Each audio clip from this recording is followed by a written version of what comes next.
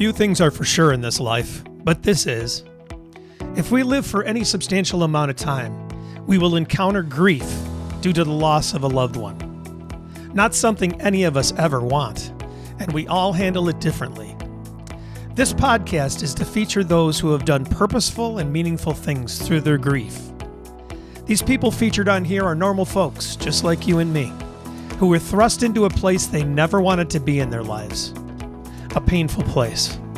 As they move through their pain, they realize that something worthwhile, something for the greater good could come out of the unthinkable. I'm sure that none of them would ever consider themselves to be a hero, but when I searched the definition of the word hero, I found this: a person who is admired or idolized for courage, outstanding achievements, or noble qualities. And that fit. And so it's my privilege to bring you the remarkable stories of these heroes in grief. Hi, everyone. This is Tom, your host for the Heroes in Grief podcast, and the response has been incredible so far, and I want to thank you for that. It's getting out to people, and they're letting us know that it's helping them, and that is what it's all about. I want to make you aware of a way that you can support this podcast without having to spend 1 cent, and that is through affiliate marketing. I've set up affiliate marketing for online shopping. If you do online shopping, then I have links to all the major retailers, most of them anyways, and I can provide them for you so that when you buy online through those links, you'll help support the podcast through the percentages that we get. It doesn't cost you anything more. You just shop like you regularly would on the sites that you love. It's very easy. All you have to do is shop. And that's it. Just let me know the links to the places that you want to shop at, and I will provide the affiliate links so that you can do it. If you want more information on this, you can go to heroesandgrief.com. It takes you to the Linktree page where a video explains it in a little more detail. But you can always email me at tom@heroesandgrief.com, and I can answer questions for you. But you can support the podcast that way, and it's very easy, very simple, and it doesn't cost you a cent. Isn't that great? Thank you. Now here's today's episode. Well, hello, everybody out there you're kind enough to listen to the Heroes in Grief podcast. Thank you for listening today or watching, whichever you are. If you're listening, you can watch it on YouTube if you like, and check out all the episodes that we've had so far, or I have had so far. I always say we, like there's a big corporation here, but it's just me.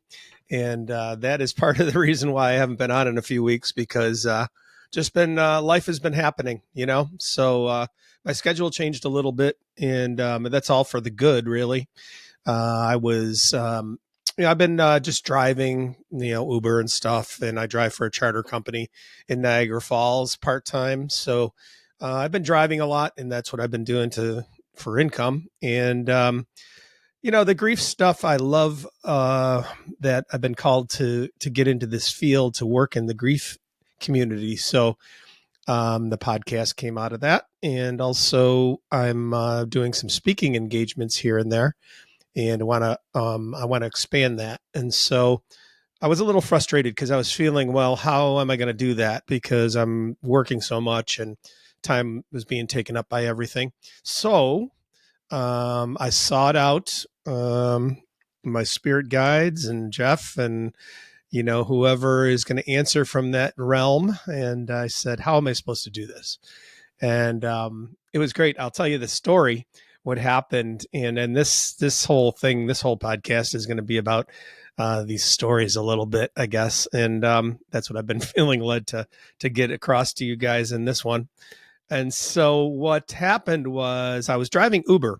And so one day it was getting near the end of the day, and I went and I picked up a young man who was at, for those of you that know the Western New York area, he was at North Tonawanda High School, and I was taking him to a location.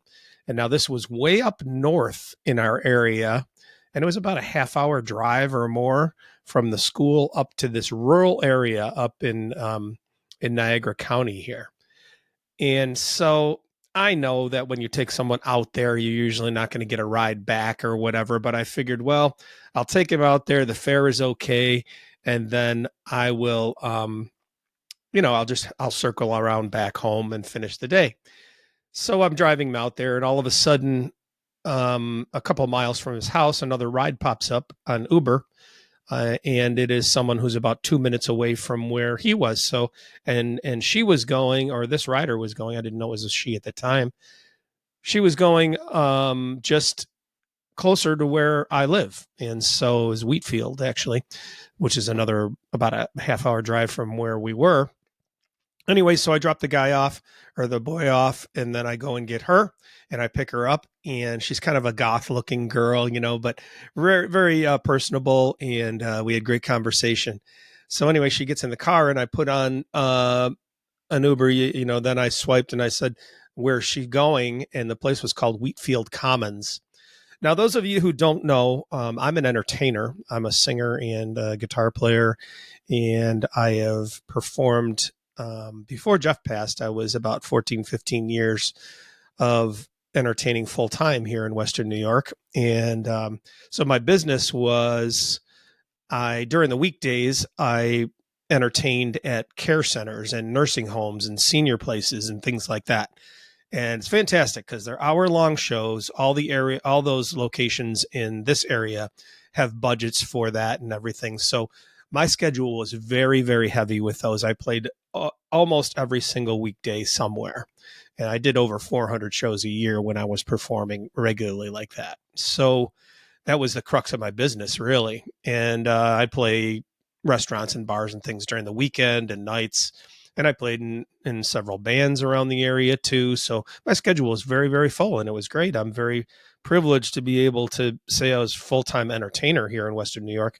It's not an easy thing to do, really, for a lot of people. But it was great. And like I said, very privileged to be able to do that. So I had not touched music in about 2 years since Jeff passed. The 23rd of February of 2025 was 2 years of Jeff passing, and I just had no desire to do it whatsoever. Of course, everybody was, Tom, music's therapeutic, all these things, and you should be doing this. And I just said, all I can tell you is I don't feel it. It's not there. And I didn't sing. I didn't practice. I didn't play guitar for 2 years, probably just very close to that. Now I have just in the last fall, I agreed to, in the fall of 2024, I did talk to some guys that I had been playing with in a tribute band for Deep Purple and Rainbow Music. And I was practicing with them to do a big show here locally when Jeff passed. And then I didn't do the show. Somebody else sang for the show. And so I did agree to go back, and I did rehearse with them a couple times, and we're looking to possibly do that again. And then there's one other project that we have in the works too but they're both concert situations where when you perform, like if I was performing in a bar or something like that locally, I always felt that is, I had to drive the show. You want to have the people have a great time. And so a lot of times that involved music that I did, but I really wasn't into, so I'd be doing my show. And I know many, many people enjoy the type of show that I do, because when I do a solo show, I do a lot of the music that I like. And some of that involves like older sort of rock, progressive rock stuff from my upbringing. So like, I do Genesis music, I do Supertramp, and,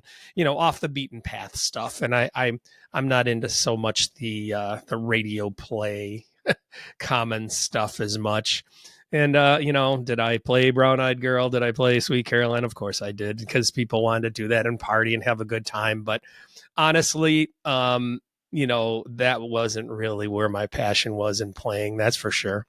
So now the way I feel about it is I probably won't go back into doing the bars and stuff unless it's just, you're going to know it's very clear. This is the show and this is the stuff that I do. And if you don't like it, then go down the street, or you can listen to the jukebox when I'm done. But but anyways, I don't have any plans in doing that right now at all.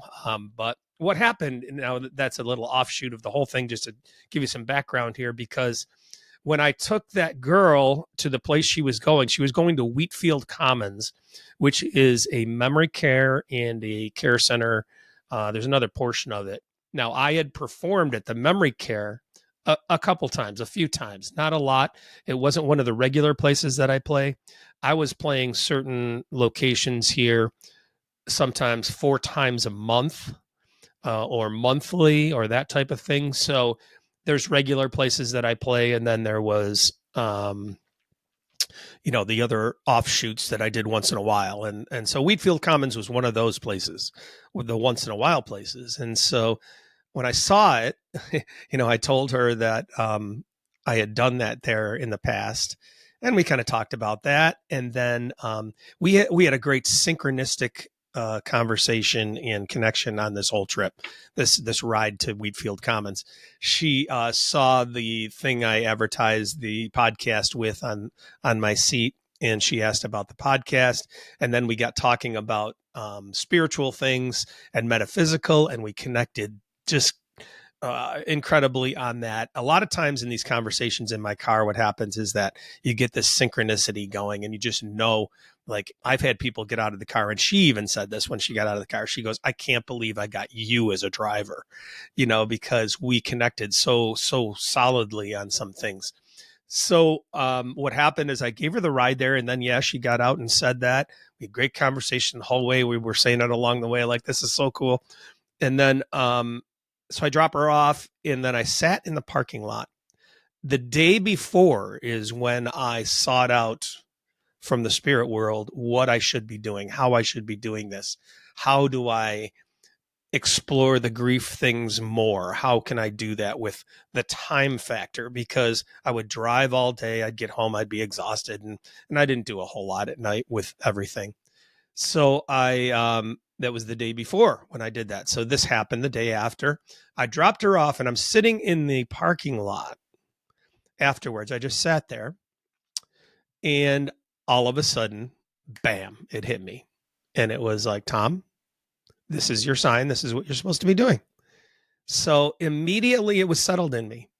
Now I know people had said along this whole 2 years, Tom, why aren't you performing? And did I think about it? Yeah, I thought about it, but I didn't sit there and dwell on it, and it didn't bother me. But of course I thought about it. But again, it was just like, I don't feel it. It was about that was about the resolution every time. Just, I don't feel it, whatever. And it didn't bother me that way at all. After that, I was like, let it aside, and I'm doing what I'm doing. So when I sat there in the parking lot, and it hit me, and it was completely settled immediately in me. And I didn't feel any angst over the fact that I hadn't made that decision earlier or anything like that. And so what I did then was I started contacting the facilities that I had played at, the activities directors and things, emailing them and letting them know that I was looking to get back into performing in those in that setting. And well, long story short, that was it was in March, I guess. And this is April 27th when I'm recording this right now in 2025. And what happened was I immediately started getting jobs, and it was great. They were very gracious about taking me back. And as of right now, I have 150 bookings for this year alone. So, and that's remarkable too, because I know the way they schedule.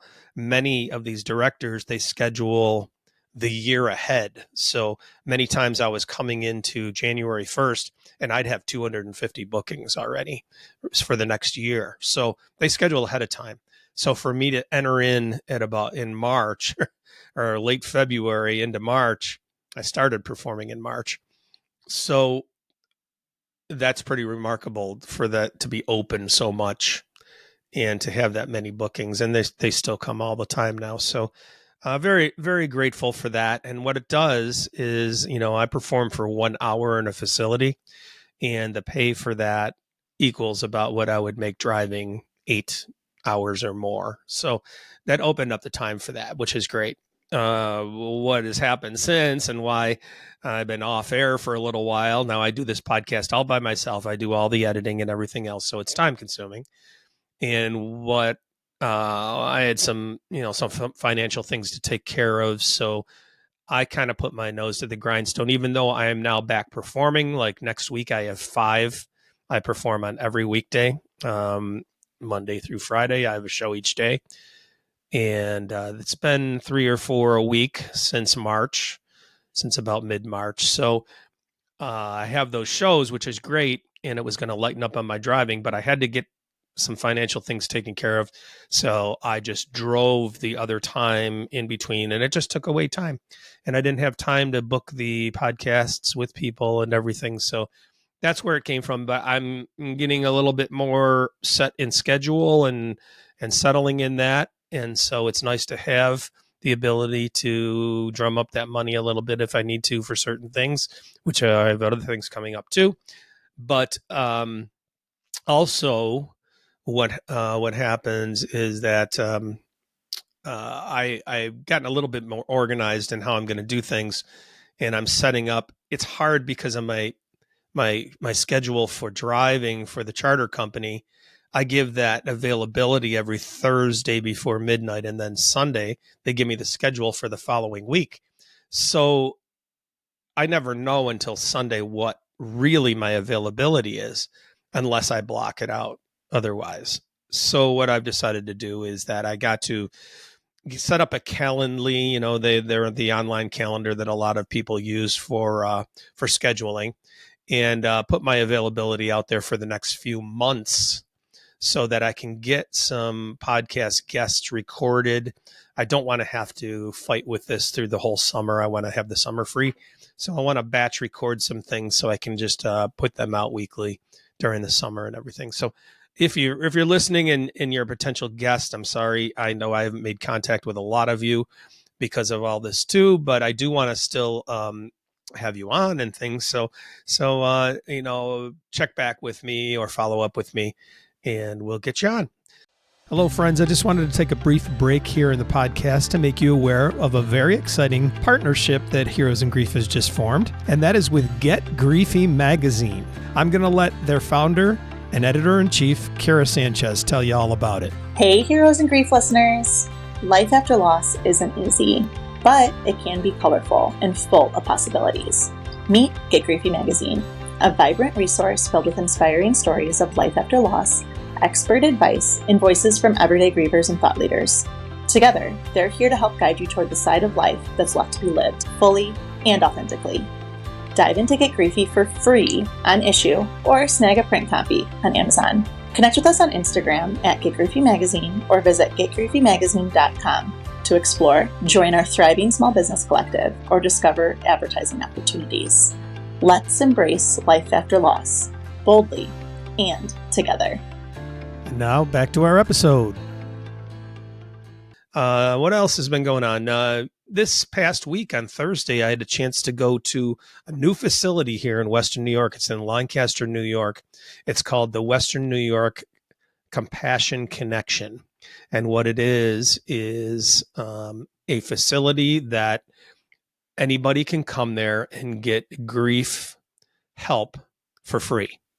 And it's for whole families, everything. The facility, they were given a grant, and they have a beautiful facility there.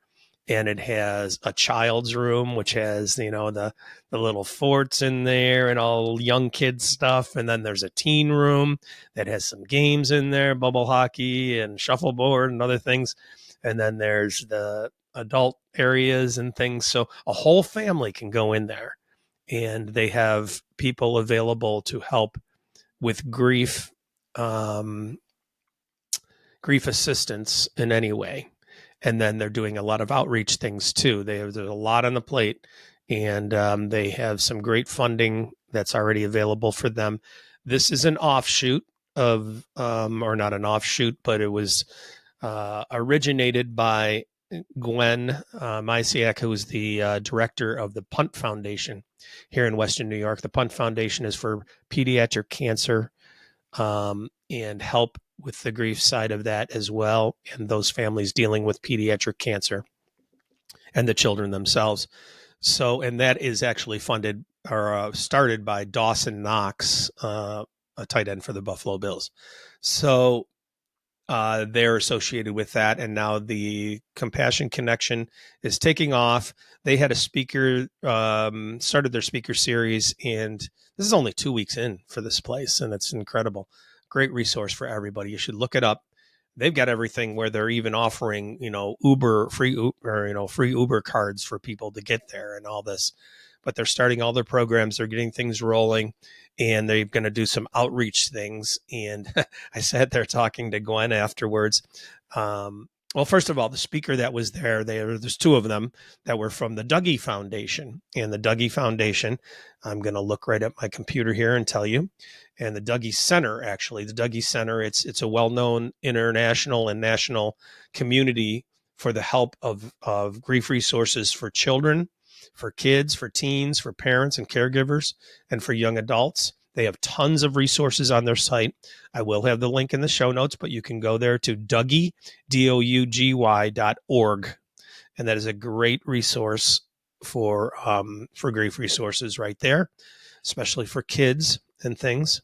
So if you want to check into that, you can. But the speakers were there from there. And then I talked to Gwen and both the speakers afterwards.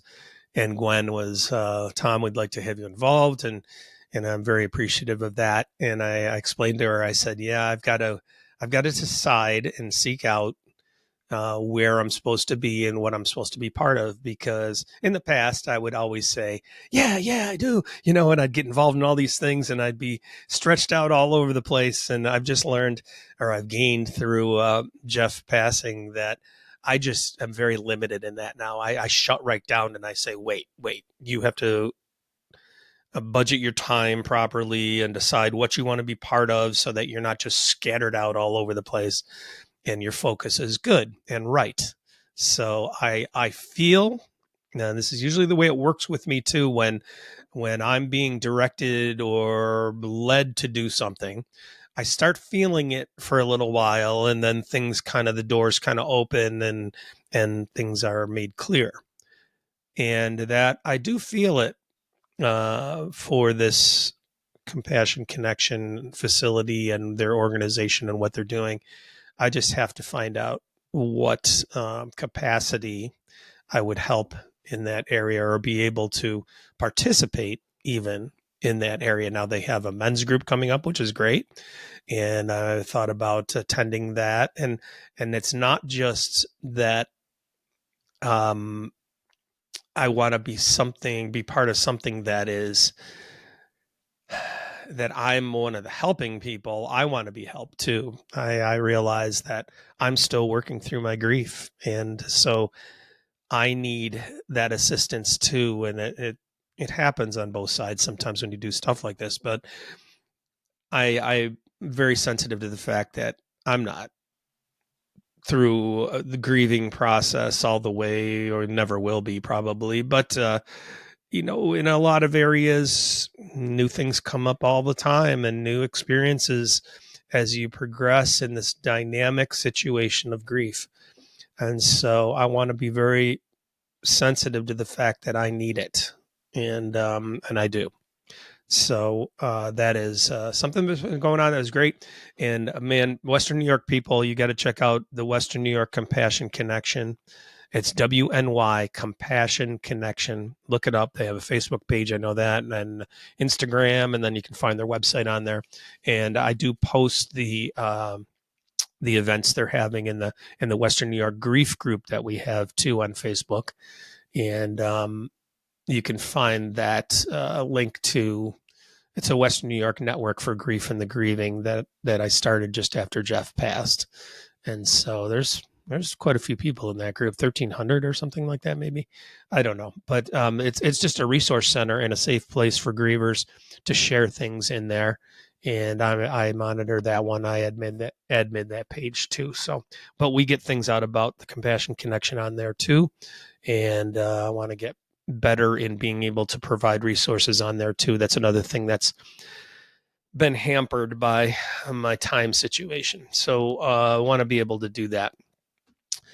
And so let's see here. I'm trying to look at how much time we've got. I don't even know how much time I've been talking here. But anyways, I am going to be getting more. Oh, there it is. Okay. Trying to find it on my own software here.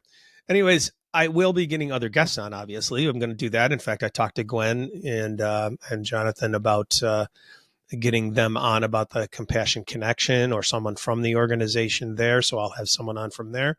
I will also have, I talked to the director from the Dougie Center there, and they agreed that someone would come on from the Dougie Center too. So I'll be having someone on from that. I'm so, man, it's so incredible that, I've had incredible guests already that I never thought I'd have people of the level of some of these people on there. This is just something I knew that I was being led to do, but I've just seen us normal people, and we all are normal people. They will tell you they're normal people, but it's been I've been very blessed in this for sure, and I appreciate it. So many great guests already, and I get so much encouragement from you folks out there too. I appreciate it. Your support in every way. And I will mention about support. You can support the podcast through the Buy Me a Coffee thing that I have and the support links. And you can support monthly if you like. There's monthly options there, even $1 or $5 a month, whatever it is. And you can make a one-time gift on there too. And that's always appreciated because just had the roll around of the year of what I purchased to produce this podcast. And it's those costs add up. So I do need it. And if there are additional costs, all the costs that I gather through the podcast link, through the support link, is all going to go toward the podcast. And when I'm done paying for the monthly subscriptions that I have for this, or the yearly subscriptions, then I use it for advertising and to get the word out more about the resources that Heroes in Grief can provide for grieving people and people in grief and loss. So that is where that money goes 100%. And you can hear it out there all the time, but I will tell you 100% of that money is going to go there. I don't take any of that for personal use whatsoever. I make my money otherwise, and that's what I was telling you about before. Anyways, the Dougie Center, check that out. I'll have the link in there for sure. I'll put the link to the Western New York Compassion Connection in the show notes too. And but one other thing that's been on my heart that I was gonna, in the past few weeks when I haven't had the podcast out, I haven't gotten any shows out. I was going to do just a solo one, and this story just kept coming to my head about getting it out there. So when that happens to me too, I say, okay, there's a reason for that. I'm saying, Jeff or as my spirit guides are informing me that this needs to be said for some reason. And I don't know what it is. It might be somebody out there that relates with the story sometime or whatever. But so this is the story. After Jeff crossed over on the 23rd of February of 2023. And so this is early on after that happened. My post for this was on March 8th of 23. So just a couple of weeks after Jeff passed. And or even within 10 days, I don't know, whatever it is. So March 8th and February 23rd. And so what was happening at that time, and I describe it as being at my own wake, is I just sat there every day at the dining room table, staring at my computer, looking at resources, and trying to process what had happened. And I was in grief, deep, acute grief. And I'd sit there, probably drink a bunch of Tito's and sodas during the day and fall asleep at night. And that was pretty much my daily routine. A lot of times people would come in and, of course, in the beginning, you get all the food and everything, and people start coming to visit. And why I say it was like a wake is because I just sat there like you're in a zone. I'm just in shock. And people are coming and there's food all over and they just sit there talking at me. And I say talking at me, not talking with me. I did talk with them, but yeah, I wasn't there. And so one day, one of those days, or on this day, actually March 8th, I decided just to go out to the the front door and just get some air. I just stuck my head out, or I was going to stick my head out and just change scenery somehow. You're so lost. Oh my gosh, I think about that and I can almost feel it come back. So I walked out the front door, and now I'm going to post the picture here for you in a second. I walked out the front door, and we have a porch in front of our house, and we keep the shovels that we use for the driveway and sidewalks and everything on the porch. And they're just standing against the railing. And a portion of our porch, or most of our porch actually, is carpeted. And so I went and I looked out, and I'm going to read the post. This is the picture that I posted and that I took that day. And this is the post. I put a sign with a question mark. During one of the snow events we had around Christmas, Jeff, unprovoked, went out to shovel the driveway. He came in after a little while and told us that he had broken the shovel handle. It was the handle of the shovel you see in this picture. Jeff was not going to let that stop him, so then he grabbed one of the smaller shovels to finish the job. He was always helpful around the house. After a little while, he came in and said that he had broken another shovel handle. We had a fun running joke about Jeff being our bull in a china shop. But of course, it was an endearing part of his gentle soul. Judy ordered new handles, and I put a new handle on the one on the shovel you see pictured, and had used it a few times since. Yesterday, when I went out to get just a breath of fresh air, I found the shovel with the broken handle like you see pictured. The shovel was almost always stored in the same place, and although we did have some wind yesterday, it certainly was nothing extreme. The handles are pretty durable, and it is a bit odd that a simple fall to a carpeted ground caused it to break. Of course, we long for those connection points to those who have passed, and I believe we do receive them. I had to call Judy to come out to see, and without even speaking, we knew what each other was thinking. Believe what you like and think what you like. We hugged, smirked, shook our heads, shed tears, and felt love. And that's the post. I believe that is a sign for sure. There's no way that shovel handle should have broken off of there on a carpeted floor. That's always what I come to. And it is just Jeff's humor to use something like that to make a connection. And so that has been fantastic part of all of this. And that is one of the early ones that I had. That was so early. I guess it actually was March 7th that happened, because it said a day earlier in the post.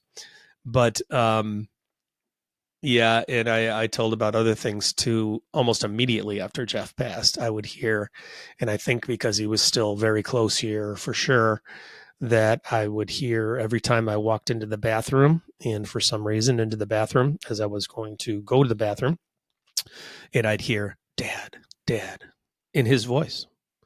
And I heard that solidly for about 3 weeks. And I early on just said, Jeff, I'm here. I hear you. I know you're here. And so I would acknowledge him every time. And then it stopped after a little while. And maybe he felt that I was, I knew it. And I did.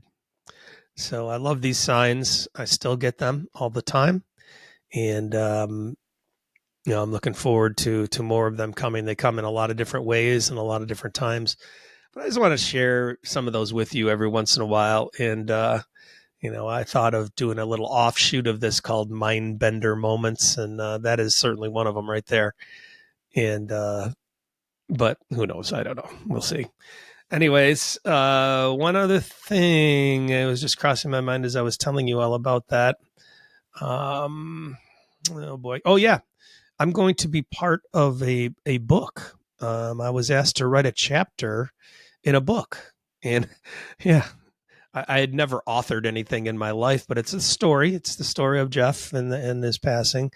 And I was asked to be part of a book. I'll put the book cover up here for you too, right here. And then this is coming out in May. And we finished. I've got my edited version of my chapter back and everything. And it's going to be out in May. And a new friend, Trunis Goggins the second, is putting these books together. And they are used at local, not national organizations, but local places that are grief centers and things like that. And he did one for the an anthology. They're stories, all different stories by people who have experienced something. And he has another one, stories of that he uses for veterans, that helps veterans facilities. But I will put Trunis's link as well in the notes, because excuse me, his desire with these books is that these organizations can use these books to raise funds. So what happens is they get them at an extreme discount rate, or they can order them online. Even they can have a link for their organization for people to order online, and then they don't have to handle any inventory or anything. The distribution of the funds to the organization is handled all online and everything. So you can contact Trunis to find out more about that. But his desire is to help. Trunis also has been on the podcast here, and I've been on his. And he tragically lost his daughter to homicide. So he has quite a story as well. So he has a very precious heart for this. And so I'm going to be in the next book. And I have Jeff's story in there. So that'll be released, and I'll certainly let you all know about that. And it'll be available online for you too, to get that, and to help support things that that is associated with. And so that's like an exciting thing. I'll tell you, authoring, and I've had Chris Ryan and Andy Bohart and Warren Gibbons from Helping Fathers Heal on, and they both, all three of them were part of the Helping Fathers Heal anthology book that did the same thing. There's like 25 stories in there of guys' stories about the passing of their children. And I was not yet associated with Helping Fathers Heal when all that happened. So my story didn't get in there, but their stories were all there. And when I was going through doing the story, you really realize the dynamics of doing that. I mean, you dig deep and you're reliving everything in an intense way. And so it takes some work, and it's emotional. So it's precious. And so that'll be out, and I'm looking forward to getting that out to you too, and helping you,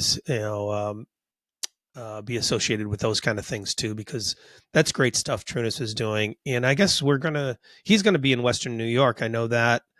He's from the Buffalo area. He's from Buffalo, and so we have a connection there. And he comes to Buffalo, and I think it's even available at a Barnes and Noble store here. But he comes, and when the book comes out, does a book launching and things in this area. And I'm hoping to be able to be there with him. So that may be happening too in May. He's coming May 22nd, I believe it is. And I'm not sure exactly the release date of the book. I'm thinking the 20-something, 27th maybe, or maybe even earlier. Maybe that's why he's going to be here right at that time. I should know. I'm sorry, but I'll let you know. Anyways, I think that's about it. One more thing. Today I posted on my Facebook page. It is my daughter's birthday, Caitlin. And I mentioned in the post there, Caitlin, I adopted. She is my ex-wife's daughter. And I first was in Caitlin's life when she was just 5 months old, and doesn't remember that, of course. But I used to hold her and rock her as she was a colicky baby, and would get up at night. And so I tried to help my ex-wife at the time. She was just my girlfriend, sleep. So I would get up with Katie and hold her and rock her to sleep at night. And so that bond was connected pretty quick. And I actually officially adopted her when she was around 1 year old. So she became my daughter officially at that point. And So it's her birthday today. Kate is, she admittingly has been through some very or self-imposed some hard times in her life. And so, but she is doing very well now. And I'm very proud of her in what she's doing to right her life and get back on track. And so if you want to see the post, it's on my Facebook page, and I put that out there. So my personal page. Anyways, happy birthday, Kate. I love you. And we've reconnected in a great spiritual way and personal way. And Jeff, we know, is part of all of that, which is even more exciting and makes it all the more precious to both of us. And we just embrace that connection and how it influences both of us. And we connect spiritually very, very simply and easily. We both believe the same things. And so we know Jeff is all part of this and laughing at us in a lot of ways, I'm sure. So thank you, Jeff. I love you for that and all of that. So anyways, looking forward to getting these next guests that I'm going to be having on coming up and everything. And as always, please let me know, any feedback on the podcast or anything like that. And always love to hear from you. And especially when it's meaning something or something you found resource wise and being helpful through the podcast. That is why I'm doing it right there for you. And I believe that the stories that are told are meaningful always. And just open yourself up when you're listening. There's 42 other episodes you can listen to right now, and just go back and listen to them. And the insights from the folks and the things that they've gone through, and then the resources that are available through them are the purpose of all of this. So go back and retrace, and please share the podcast with people. Everybody in this world, unless they leave before it happens, is going to experience grief and loss. And so everybody can benefit in some way. And maybe you're around a grieving person too. And boy, I want to help people with that, because nobody is prepared, and we should be more proactive in this conversation. And if I can help you in any way, any questions whatsoever, and send me an email. I am a resource person. That's what this is, makes it easy for me. I don't have to have the answers for everything. I have them through the resources that I have connected to. So I can just direct you, and then it is up to you. It's always up to you. And that's where the hard part comes in, because too many people try one thing and say, oh, see, it doesn't work, or that's not going to help me, or whatever the case is. You have to keep taking the steps. There is something out there for you that can help you and assist you in whatever capacity you are in the grief and loss field, whether you're experiencing it or you're around somebody who's experiencing it, or you want to help provide something for someone who's experiencing, whatever the case is, then there is something out there for you. I'm 100% convinced of that. So if I can help you with that, that's what I want to do. Anyways, I hope you enjoyed today, and just I love these personal times with you, and let me know what you think. All right. Today, it's a Sunday today. Kate's birthday today, and we're going to go to a benefit actually today. Judy and I were going to a benefit, the Western New York Drummers Association. It's all the drummers together, and it's a charity event that's being held. So we attended it last year. Some of our close friends and Shane and Lisa are part with that too. So we're going to be attending that today and having some fun. So thank you for listening and watching. And I'm looking forward to the next series, I guess, as we move forward. Maybe I should do seasons. Who knows? I don't know. But anyways, I don't know. I'm just doing what I do. Anyways, I love you guys. Thank you. And Looking forward to what's upcoming.